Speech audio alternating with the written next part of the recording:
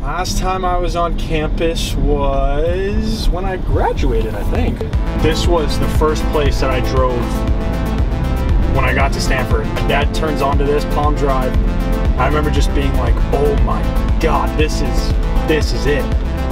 I'm here, I made it. I had all classes here every day. Sometimes you bike, sometimes you drive. So, you know, more or less I'm at this area every day. And alongside Stanford senior Jordan Ewert, having a day.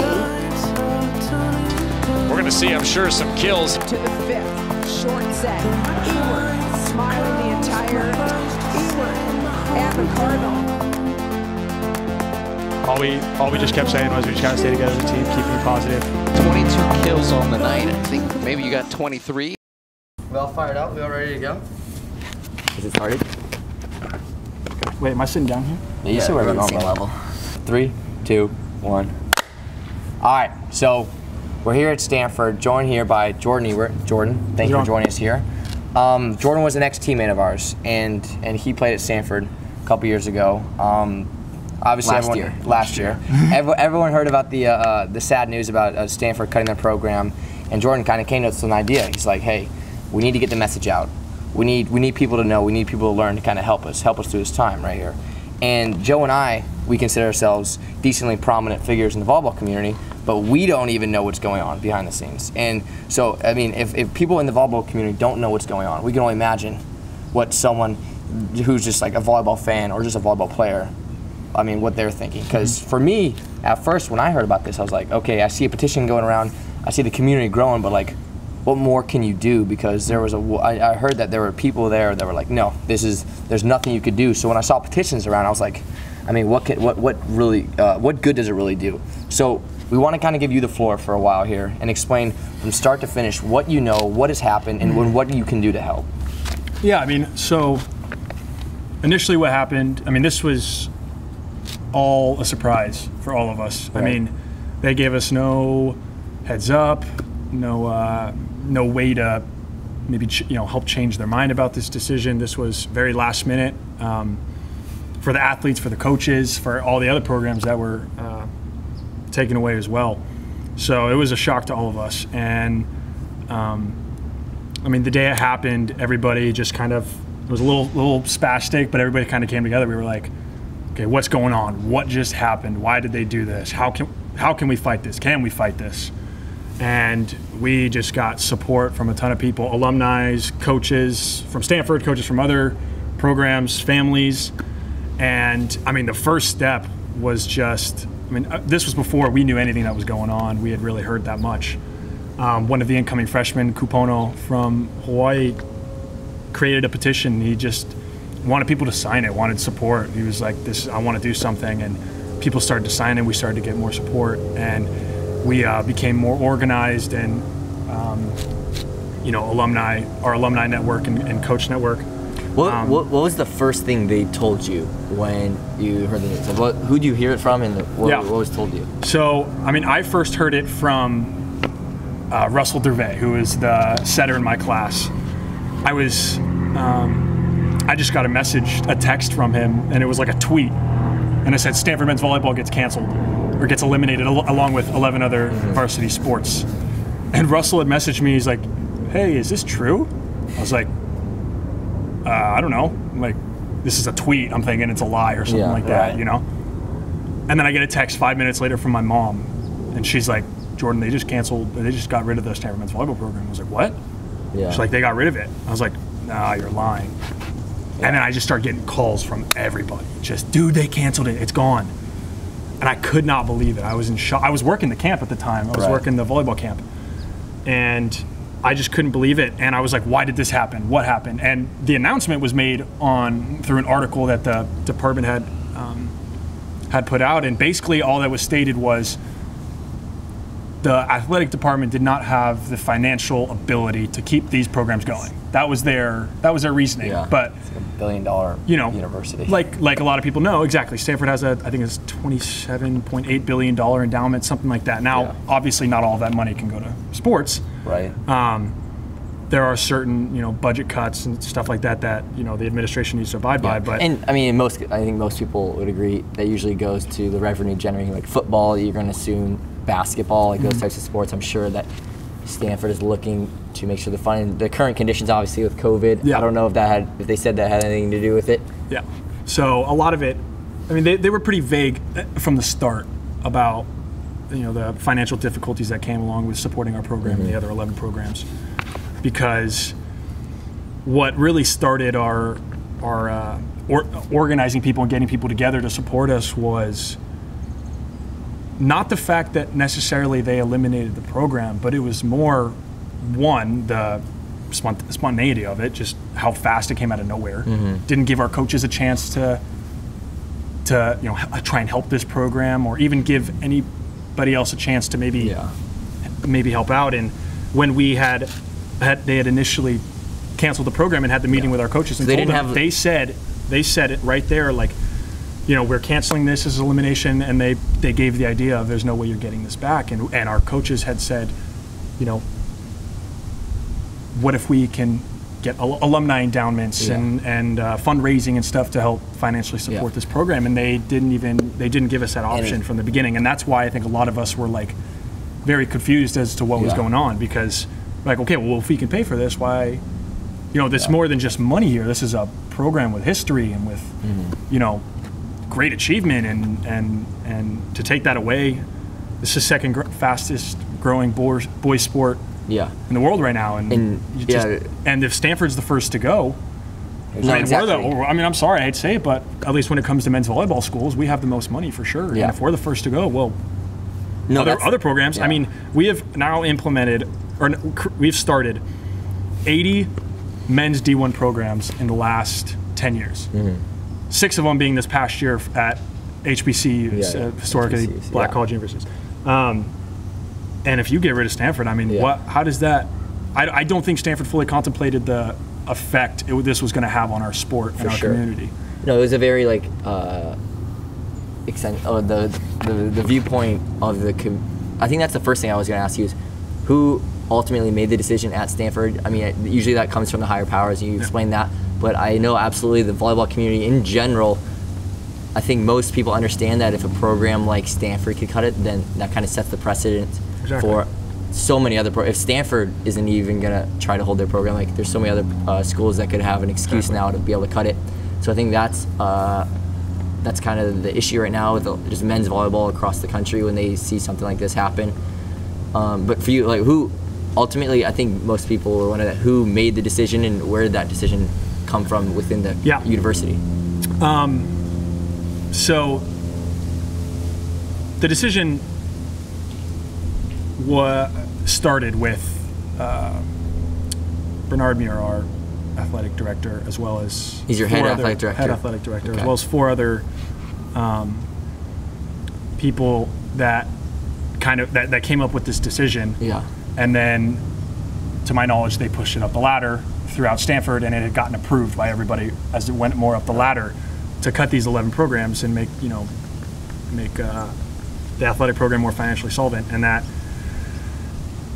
got pushed all the way up. Everybody said yes, and then that's when they canceled it. And there was no consultation with our coaches, with any other outside sources. It was very internal, and that's why it came to such a shock to everybody.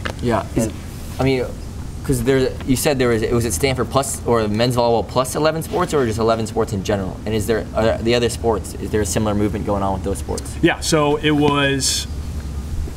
I don't know if I can recite every single sport, but there were. I think it was Stanford men's volleyball and 11 other varsity sports. It's mostly Olympic sports. Yes, mostly Olympic sports, but there were only 3 or 4 NCAA sports that were cut. The rest were not NCAA. Now, of the NCAA sports that were cut, it was men's volleyball, wrestling, women's field hockey, and I might be missing another.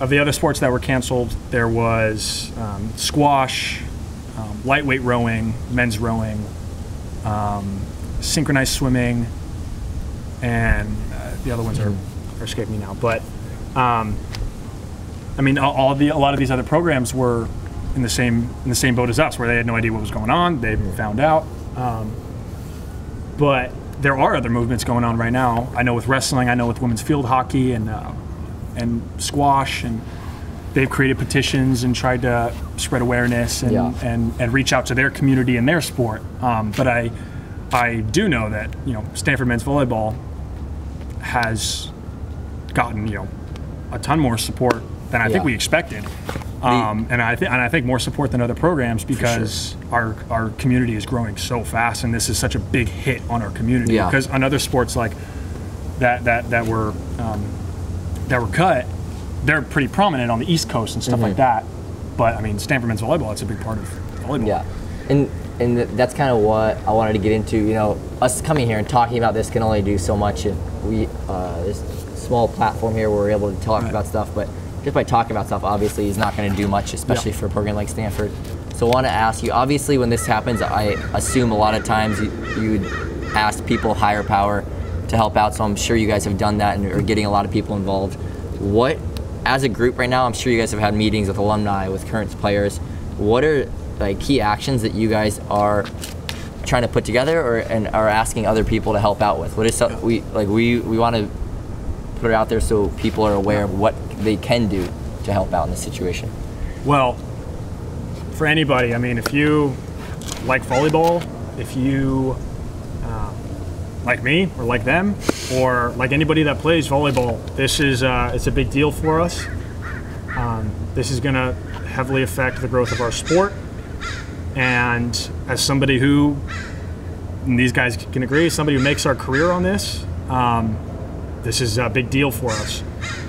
Now, initially when we started, it was signing the petition. That was pretty much like what we had organized from the get-go, and we were, I think our initial goal was like 5,000 signatures, and we're at like 35 right now. What did the petition? What was the purpose of that? Like, were you guys? You're just trying to show something. Initially, we were just trying to spread awareness. I mean, we were trying to get organized from the beginning, and the petition was the first thing to go out. And we were like, let's just see what our support is, spread awareness, and then once we spread awareness and enough people know about this, then we can get more organized and start, tackling certain things, which is what we did.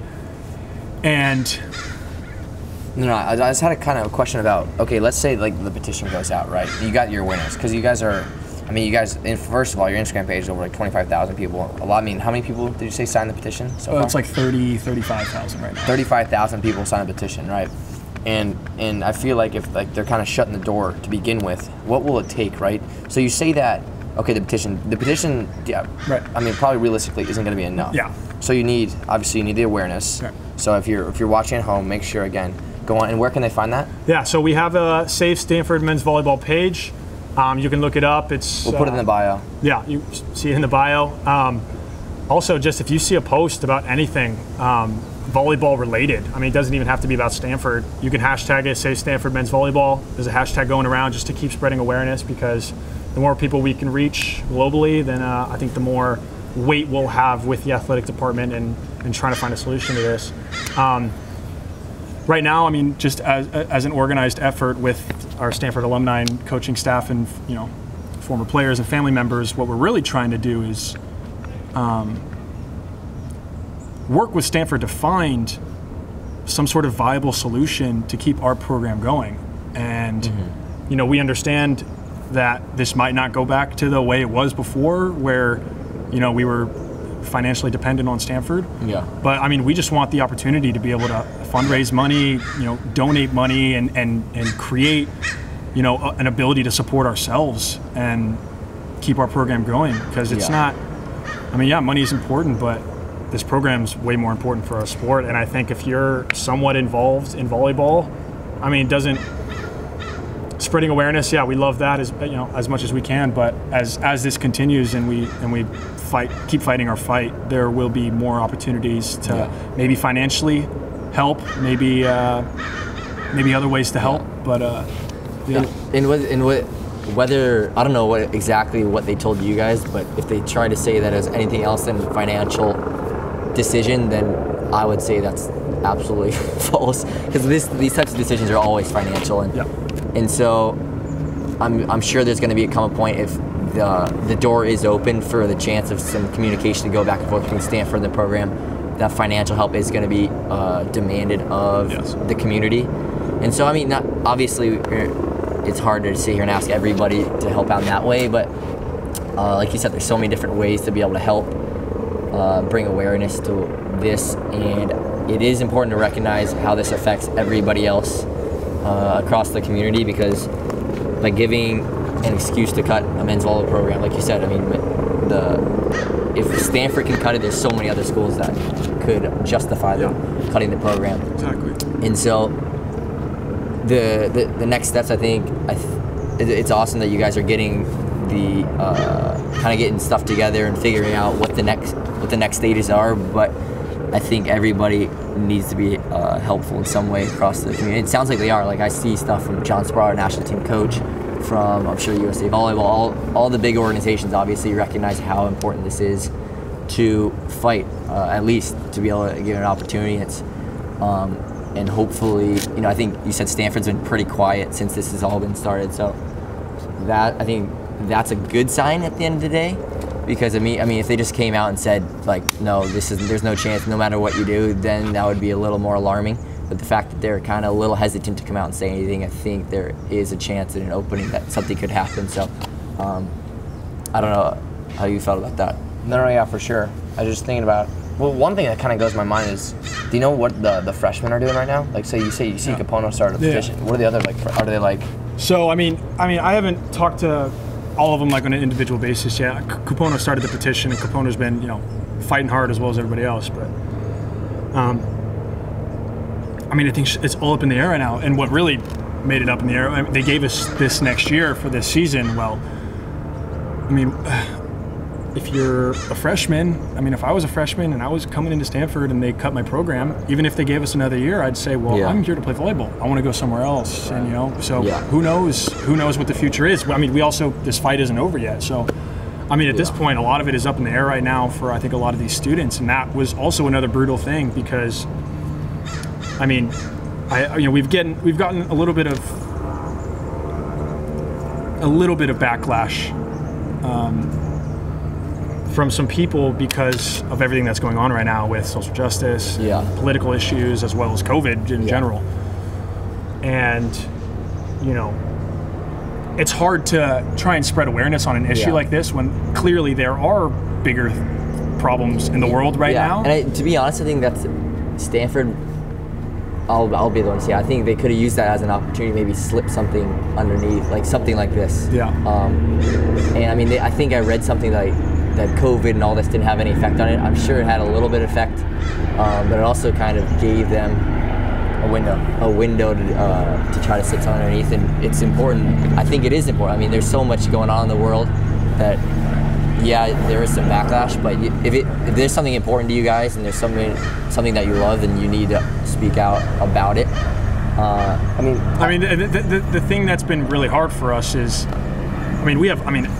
guys on the team and involved with the program are very outspoken and about other worldly issues, and have always been like that. And then something like this happens. I mean, we couldn't control this. Stanford sprung this on us not only out of nowhere, but in the middle of an awful time. And as somebody who, this program didn't only affect me individually, it affected my family. My little brother was somebody who wanted to play at Stanford, and there are a lot of boys who want to play volleyball at Stanford or play other sports at Stanford, and it just affected him, and it was a big deal.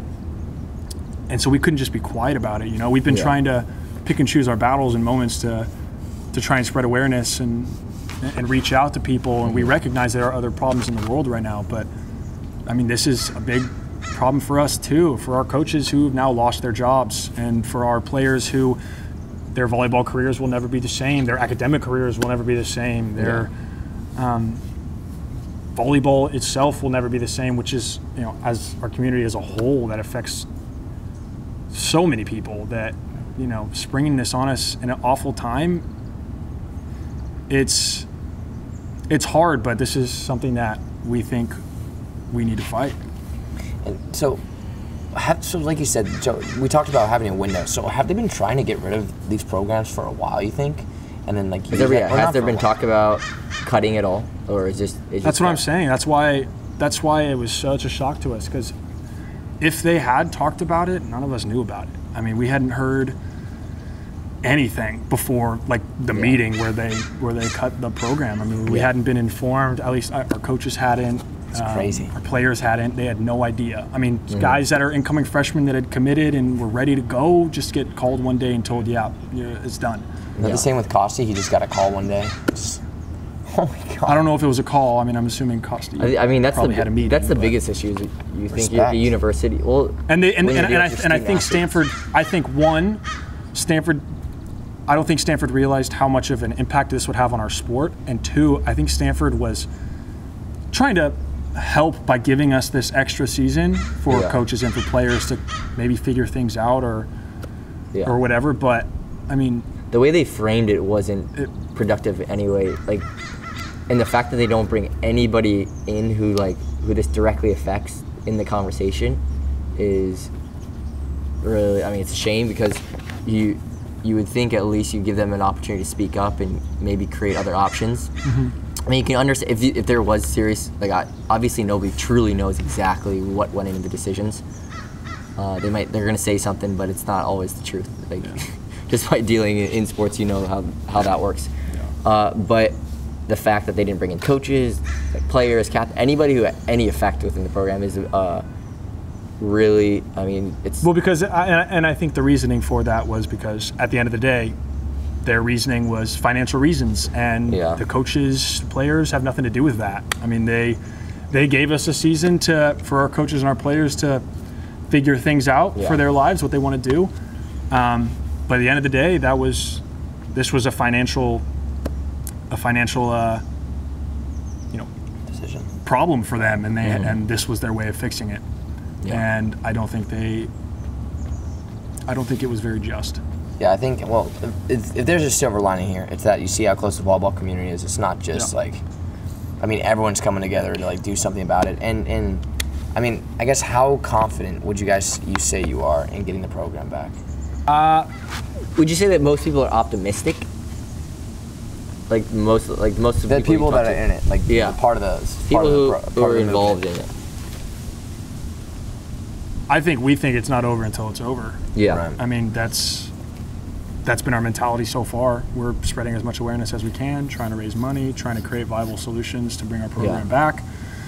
And we're doing it all with the mentality that this isn't over until it's over. We're going to keep fighting this, and we're going to keep going until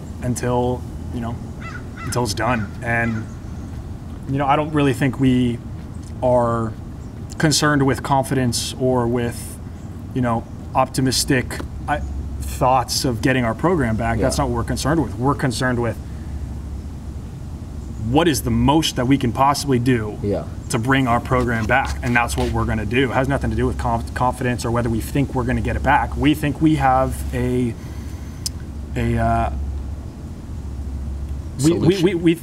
think we have a viable solution is one, but we think we have a right to be here. We think we have a right to have a program. We think we've affected the athletic world greatly, the volleyball world greatly, and we think that Stanford made the wrong decision. And at the end of the day, like I said, we're going to fight this, and we're going to do everything we possibly can to do it. And if it doesn't work, then it doesn't work. But we know that when it's over, we did everything we could, and that's the mentality we're going with. Yeah. Who? Kind of the last couple of questions here, but who were the most outspoken? Who are the kind of the guys who are setting everything up right now? Which alumni and stuff are the guys who are kind of like taking a charge? Our alumni networks, Stanford Alumni Network's already, as big as it is. And there are people involved in this that, you know, I probably wouldn't have guessed them to be involved in. That's how many people it's affected. I mean, professors and congressmen and you know, very important political figures and influencers. People are getting involved because, you know, they realize that this is a big deal. And I mean, we got a couple guys. I mean, especially the guys on the team right now. I know Jalen Jasper's got he's got a pretty big following. He's very outspoken. He's very articulate with his words, and he's just a good guy, and everybody loves him. So I think he's been very big in our cause. Kupono's a big guy. He's got the backing of Hawaii, and you never met Kupono, yeah? I've met him, yeah. Oh, okay. He came to a couple Stanford camps, and I coached him or whatever. But he's got like I said, he did the petition. He's got a lot of support in Hawaii, so he's been a big face for our cause. I think James Shaw, just because, you know, it's James Shaw. Yeah. Kavika and Eric Soji, obviously. I mean, Eric and Kavika have been posting things nonstop and spreading awareness because they have, I mean, those two guys won a national championship and have been on the national team for 10 years or however many it's been. I mean, those guys are the face of Stanford men's volleyball as far as I'm concerned. I would say our coaches have been big too. Just reaching out to the connections they've made over the years. I mean, Kosti's been here for 25, 30 years. I don't even know what number it's at. He's been here for a while, and same with Coach Rasai, and same with Booyah. All three of those guys have just been in the volleyball world forever and have reached and impacted so many people's lives that maybe they might not hit the younger generation as much, right, through social media and stuff. But the support that they have throughout time is ridiculous, and they have a lot of people that would go to battle for them. So I know they're a big part of it. Yeah, within the Stanford team too. I think if you go to any collegiate team, you go to the club teams, everybody knows somebody involved in the Stanford program because they have guys from all over the country, and you don't see that sometimes with programs. But Stanford's a program where they recruit all over because they're looking for very distinct types of student athletes, and so they have to really go out and they have to. They're recruiting. They gotta look for people. And so they got guys from all over, and I know like anybody you ask, they know somebody involved with the Stanford program. It's the coaching staff. They work with them at camps or USA. Yeah, they've been teammates with guys, or they just know them kind of through the volleyball connections. So, Stanford, like you said, it's a very connected program, and it's very important that kind of what we talked about today and what everybody over the past couple of weeks, what they've been doing is continued, and there needs to be kind of solution, at least to be heard. I think is the biggest thing. That this stuff needs to be heard by the athletic department because it's a really tough situation to, like you said, in today, especially with what's going on right now, to get this news, and the fact that they think that's justified is an issue. So, I think what really speaks to like Stanford volleyball and what it's done. I mean, Kavika and Eric Soji, as well as guys like Kyle D'Agostino and James Shaw, who are on the in the national team gym training all the time. They have a large following. I mean, four guys alone right there have impacted the volleyball world a lot. Yeah. And all over the world. Oh yeah, and that's just within this decade. Stanford's volleyball has gone back so far, and there have been so many great players that have played. Scott Fortune, Spencer McGlock, guys that have been on the national team, won gold medals in the Olympics, and won national championships. I mean, heck, we were in the national championship 6 years ago. I mean, and we won in 2010. We won in '97.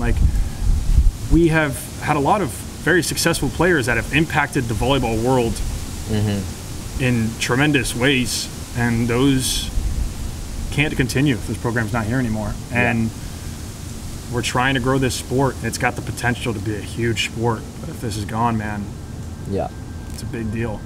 For sure. Absolutely. So while we kind of got you here, we kind of wanted to since we're on the Stanford campus and we have you here, we want to kind of take people following here, as long as ourselves, because I've only played here, a trip kind of down memory lane where you can kind of visit the most prominent buildings in Stanford, kind of show us all about and kind of show us the culture of everything. Yeah, let's do it. This is the main quad. It's pretty much, it's split into 4 corners. And obviously the church in the middle. Branch out from here into like other areas. So like once you like leave this main quad and go over there, that's when you get to the engineering. I lived right here all 3 years. Every day, got to have our meals here. I mean, yeah, this was our little home. We ate here every day, did everything here. And we had football players, we had basketball players, we had swimmers and water polo players. I mean, most sports you could think of, golfers. I mean, we had at least one of them in the house. We're in a pavilion. I spent every day here for 4 years. As someone who has been a part of this program, and I think whose life was changed by this program a lot. Growing up in Palo Alto around the program, I always noticed that there was such a great vibe around the whole team, and that carried through the whole time I was at Stanford. You know, they're my family. They're the most important things in the world to me, and I don't know what I would do without them or our program. It really is a family. I had a group of best friends as soon as I entered the school that only deepened across my 5 years in the program. To imagine that being gone for forever and not coming back is a daunting thing. So save our sport, save Stanford men's volleyball. Save our sport, save Stanford men's volleyball. Save Stanford men's volleyball. We love you all from Stanford men's volleyball. Thank you for the support, and # save Stanford men's volleyball.